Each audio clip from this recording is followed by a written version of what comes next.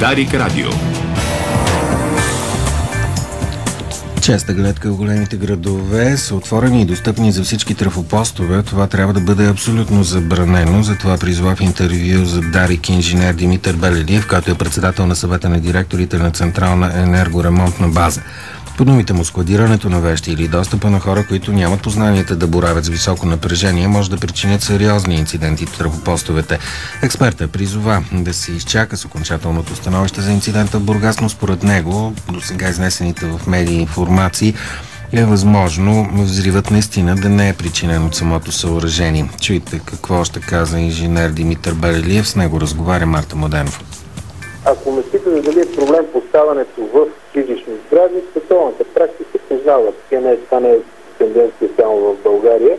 Това се прави единствено само когато няма достатъчно място или самото място е скъпо, тъй като в населени пунктове, обикновено особено в централна градска част, няма възможност да се освободи отделен терен, където да се обособи така наречения трафопост.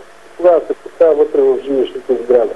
Като това естествено води до икономии на средства, най-вече на инвеститори. А когато се поставят вътре в жилищните сгради, трябва ли да бъдат взети специални мерки, така че да е сигурно, че трафопостът ще бъде обезопасен? Те са стандартни мерките. Естествено, че не трябва да има достъп до външни лица, само хора, които имат нужната и необходима квалификация. Те са като всяко едно съоръжение под напрежение, до него не трябва да има достъп неквалифициран човек или който не е авторизиран да върши тази дейност. А има ли случаи, в които, да речем, е близо и инсталацията за парното или газова инсталация, което пък вече създава опасност? Има стандарти за отстояния и не би трябвало да бъдат в едно помещение. А как гледате на идеята, която се появи веднага след взрива в Бургас? Именно кметът на този град я инициира да се извадят абсолютно всички трафопостове от сградите. Това технически възможно ли, имайки предвид сградите от 60-те години, които са много? Това ще бъде много скъпо преместване и на доста от сградите просто ще бъде невъзможно. Сега аз не познавам добре всички трафопостове, където са монтирани вътре в сгради, но предполагам, че много голяма част от тях просто няма в съседство къде да бъде разположен терен за трафопост, което на практика прави невъзможно тази инициатива. Естествено, за предпочитане е да не бъдат в сградите, но не винаги това е възможно. Всичко, ако е направено така, че както трябва да бъде, не би трябвало да възникват такива проблеми и инциденти. Това е чрезвичайна ситуация, която винаги може да се случи, когато се работи под напрежение, винаги има възможност за такива инциденти. Но ако тя се профилактират редовно, по стандарт мисля, че е 2 пъти годишно, ако те се сложат системи, които да предпазват от пренапрежение, така нататък, не би трябвало да се случва. Това, което се случи, изобщо не е нормално. Вие казахте, че 2 пъти годишно е стандарта за профилактика, но от кого трябва да се извършва профилактиката? Електроразпределителните дружества са тези, които проверяват по съоръженията. В момента, според мен, това е една от...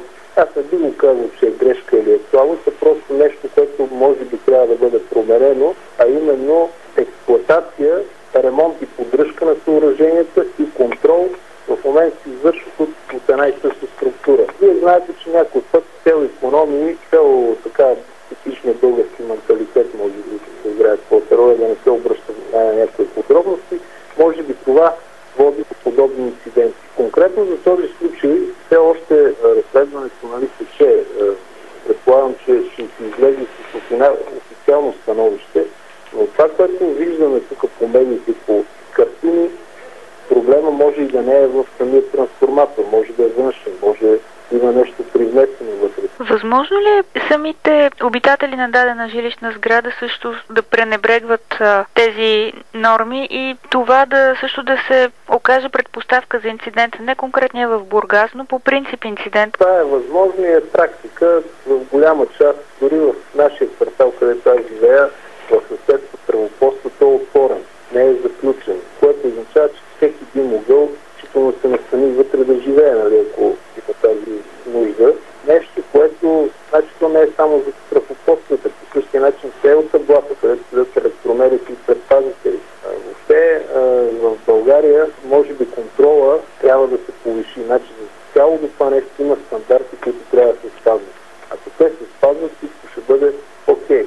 По същия начин е за всички останали съоръжения. Кой според вас трябва да извършва този контрол? В момента, доколкото знам, нормативно е записано, че Държавната комисия за енергийно и водно регулиране надзирава работата на ЕРП-тата, включително и тази работа по поддържане на трафопостовете, но очевидно това е само на хартия. Колкото институции да има, ако всички са само на хартия и без институции да са и една да е, ако всичко е само на хартия, то никога няма да има добър контрол. Комисията е тази, която следи работата на ЕРП-тата. Сега аз не съм в състояние да коментирам доколко те имат възможност да контролират състоянието на всеки трафопост, имам предвид Държавната комисия, но би трябвало, след като се установяват такива нередности, те да бъдат санкционирани по изключително тежък начин. ЕРП-тата се явяват монополисти в момента при разпределението на електрическа енергия. По някой път те може би злоупотребяват с това си положение. От тази гледна точка смятате ли, че и друга институция, било то Държавната комисия за енергийно и водно регулиране, било то външен институт, външни експерти, трябва да влизат и на практика да проверяват трафопостовете? Може би не всички един по един, но да се прави и фактическа проверка на работата по профилактика и поддържане на тези съоръжения, не само на хартия. Една институция е напълно достатъчно да проверява работата на електроразпределителите,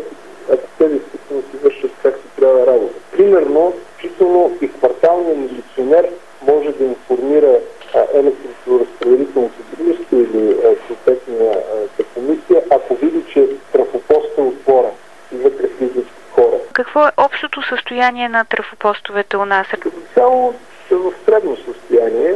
То проблема е не общото ниво, а че действително има места, където е доста занижен контрол, може би. В Пловдив е имало спиране на ток и жителите на блока, в който се е случило това, се притесняват, че заради електромагнитните вълни получават чести главоболия.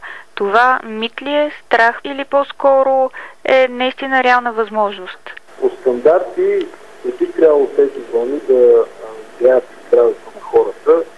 Сега предполагам, че има някои хора, които са по-чувствителни и на тези, които сигурно им влияе. Но стандартите позволяват да се живее в близост до трафопостове, което по никакъв начин би трябвало да бъде опасно за хората. Сигурно има и при релейните на мобилните оператори и така нататък. Сега тук просто медицината е може би тази, която трябва да каже доколко те влияят на хората. Това е денят на Българското национално Дарик Радио.